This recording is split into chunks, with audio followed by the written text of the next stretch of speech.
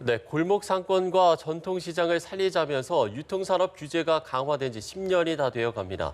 하지만 유통시장이 온라인을 중심으로 빠르게 재편되면서 이런 규제 정책이 과연 유효한지 논란이 일고 있는데요. 네, 오늘 이 시간 전문가 모시고 유통시장의 지각 변동으로 인한 규제 정책, 그리고 골목 상권을 살리기 위해서는 과연 어떤 대안이 마련돼야 하는지 짚어보겠습니다. 김대종 세종대 경영학과 교수 나오셨습니다. 네, 어서 오세요. 안녕하십니까? 안녕하십니까. 예. 자, 온라인 쇼핑이 활성화되면서 유통업계가 온라인 대 오프라인의 대결 구조다 이렇게 바뀌었다는 분석이 있습니다. 일단 이 부분에 대해서 어떻게 보시는지? 최근에 이제 온라인 쇼핑 시장이 한 3년 전부터 완전히 압도적으로 넘어섰습니다.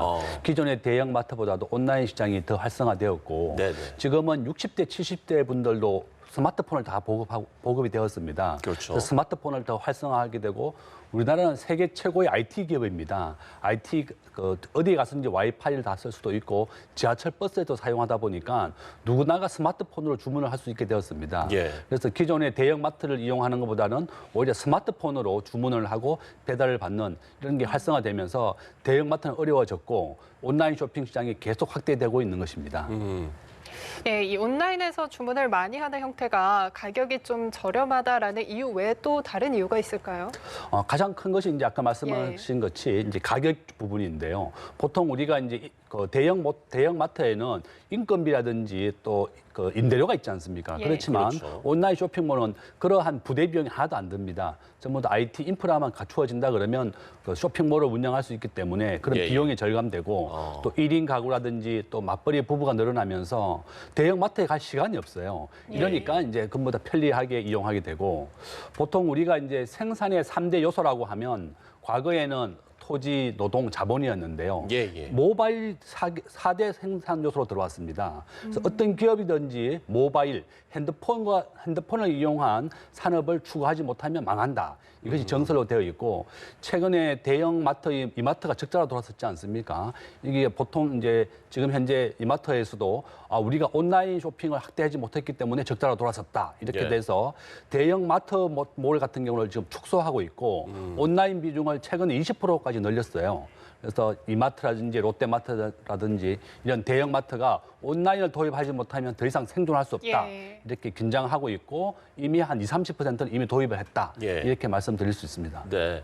아마 지금 뭐 실제로 이 뉴스를 시청하고 계신 시청자분들도 뭐 백화점이나 대형마트를 좀 가본 지 오래됐다라고 생각하시는 분들도 계실 것 같고요. 저 같은 경우도 지금 생각을 해보면 좀 마트에 간 지가 좀 오래됐다라는 생각이 드는데 그렇기 때문에 오프라인 유통업체들이 이 지금 온라인 시장에 좀 뛰어들고 있다, 사활을 걸고 있다 이런 좀 분석들도 나오고 있더라고요. 실제로 좀 그렇습니까? 예, 어떤가요? 맞습니다. 저도 대형마트에 가는 것이 오지에 있기 때문에 애들과 이제 놀이 공간이 부족하다 보니까 대형마트에 가서 항상 놀이 차원에서 가는 것 같아요. 일주일에 뭐 한 번, 2주에 한 번 정도 대형마트에 이제 놀이 차원에서 가는 거고 대형마트라든지 이런 온라인 쇼핑몰을 하지 않으면 기업이 망가가는 기분이기 때문에 지금 현재 20%, 30%를 온라인을 도입하지 않으면 안 된다. 이렇게 되었고 대형마트에서도 살아날 길은 있습니다. 많은 사람들을 모이게 하면 되거든요. 그래서 그렇겠죠. 뭐 또 백화점 같은 경우도 보면 무료로 커피를 준다든지 직장인들이 모임을 한다면 장소를 제공한다든지 예. 이러한 방법으로서 사람들을 모아야 되겠고 온라인 쇼핑몰에서는 보통 이제 우리가 온라인 기업은 1인의 기업의 한 명의 가치를 보통 10만 원이라고 봐요. 뭐 쿠팡이라든지 뭐 11번가 옥션 이런 기업들이 예. 계속 성장하고 있는 것이 바로 1인 그 회원의 가치를 10만 원 정도 보면서 기업이 성장하고 있습니다. 10만 원. 예. 보통 이제 회원의 한 명의 가치를 10만 원을 본다는 거죠. 네.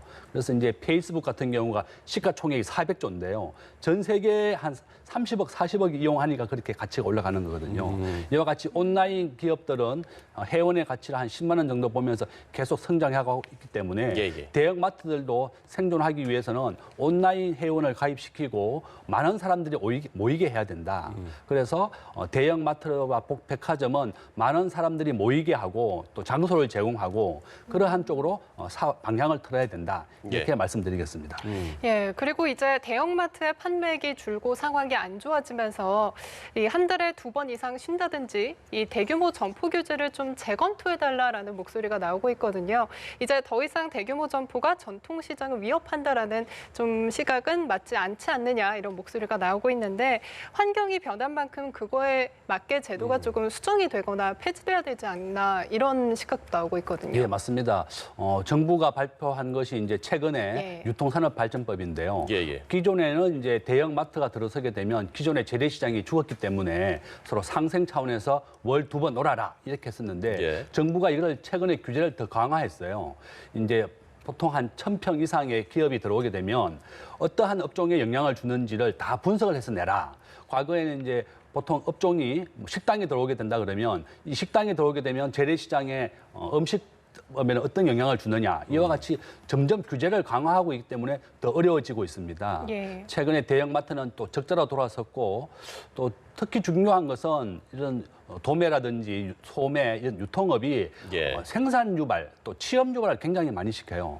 보통 우리가 이제 10억 원당 한 보통 제조업이 한 8명 정도를 고용하거든요. 그렇지만 유통업이라든지 도소매업은 10억 원의 매출이 일어나게 되면 18명 정도를 고용합니다. 네네. 이와 같이 마트라든지 복합 쇼핑몰은 고용을 굉장히 많이 창출하고 있기 때문에 정부가 규제 일변도로서 또 월 2회 정도 규제하겠다든지 더 강화하는 것은 바람직하지 못하다. 지금은 오히려 재래시장과 대형마트가 서로 상생할 수 있는 방안을 찾아야지 예. 규제 일변도로 하는 것은 바람직하지 못하다. 이렇게 말씀드리겠습니다. 예, 최근에 대한상의에서도 이 관련된 내용의 좀 보고서를 통해서 정부와 정치권에 뭐 공식 요구를 좀 한 바 있는데 이 부분에 대해서 그럼 교수님은 어떻게 좀 생각을 하시나요? 저는 정부가 한 것을 최근에 네. 이제 정부가 8월 달에 만약에 이제 내가 대형마트에 들어오게 되면 주변 상권 재래시장뿐만이 아니라 업종에서도 영향을 주는지를 마트에서 제공하라고 한 겁니다. 이것을 네. 바람직하지 못하고 지금 현재 대형마트는 다 적자로 돌아섰어요. 이마트가 금년 초에 적자로 돌아섰고 정부가 최근에 인건비를 한 3년 동안에 최저임금제를 한 55% 올렸거든요. 예, 예. 그러니까 대형마트들도 적자로 돌아서면서 어려워진 상황에서 정부가 더욱 규제를 강화하고 어렵게 하는 것은 바람직하지 못하다. 그래서 대형마트도 살고 기존의 재래시장도 서로 살 수 있는 상생을 방안을 찾아야지 예. 규제 일변도로 하는 것은 바람직하지 못하고 또 소비자의 선택권도 제한하는 겁니다. 예. 소비자들도 한 달에 2번 정도를 또 집에서 쉬거나 딴 데로 예. 가야 되기 때문에 대형마트를 이용할 수 없는 그런 소비자의 선택권을 제한하는 것은 바람직하지 못하다. 예. 그래서 친시장적, 좀 친기업적으로 정책을 해야지 예. 지금은 대형마트나 더욱 어려운 상황에서 규제하는 것은 바람직하지 못하다. 이렇게 말씀드리겠습니다. 예, 규제를 하기보다는 업종별 경쟁력을 높이기 위해서 정책을 바꾸는 쪽으로 이제 말씀을 해주셨는데 그렇다면 구체적으로 어떤 대안들이 있을까요? 재래시장에서 가장 어려운 것은 주차장이라든지 예. 또 노후된 시설입니다. 예, 그래서 지방의 재래시장은 보면 대형 마트를 같이 입점해서 하고 있어요. 네. 공산품은 대형 마트몰을 이용하지만 예. 재래시장은 가격이 저렴하고 신선합니다. 그래서 오히려 재래시장에서 대형 마트를 유치해서 서로 상생하는 모델을 굉장히 성공적으로 유치하고 있어요. 또 기존의 재래시장은 또 맛집이라든지 또 유명한 있기 때문에 네네. 그러한 것을 서로 상생하고 또 정부는 지속적으로 재래시장에게 리모델링과 또한 주차장 확보라든지 이렇게 재래시장을 활성화할 수 있도록 도와줘야 된다. 이렇게 말씀드리겠습니다. 예. 뭐 구체적인 방안들을 저희가 좀 여러 가지를 좀 생각을 해볼 수 있으면 좋을 것 같은데요. 뭐 끝으로 조금 더 뭐 어떤 방안들이 있다라고 한다면 끝으로 좀 하실 말씀 해주시면 좋으실 것 같습니다. 최근에 보니까 기존 재래시장에서 이마트의 노브랜드라든지 걸 예. 딱 도입을 해서 예. 재래시장 안에 입점을 시키는 겁니다. 아. 그러면 젊은 청년이라든지 젊은 가구의 신혼부부들도 와서 예. 공산품은 대형마트의 이마트 노브랜드 제품을 사고 신선식품이라든지 농산품은 재래시장을 구매를 하기 때문에 기존의 재래시장과 대형마트가 이렇게 서로 상생하는 방안을 네, 그것도 추구한다거든요. 상생이네요. 그렇죠, 맞습니다. 그래서 더 활성화되고 기존 재래시장 상인들이 더 좋아한다는 거예요.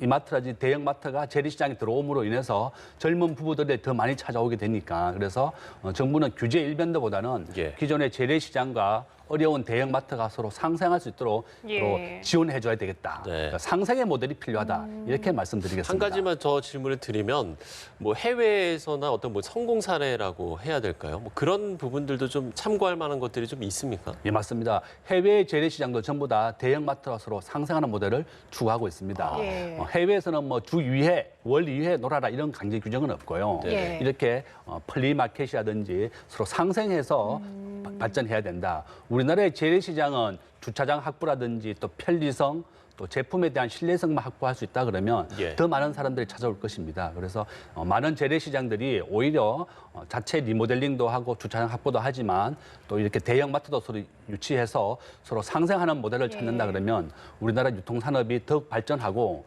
재래시장도 함께 발전할 수 있다. 이렇게 예. 제안드리겠습니다.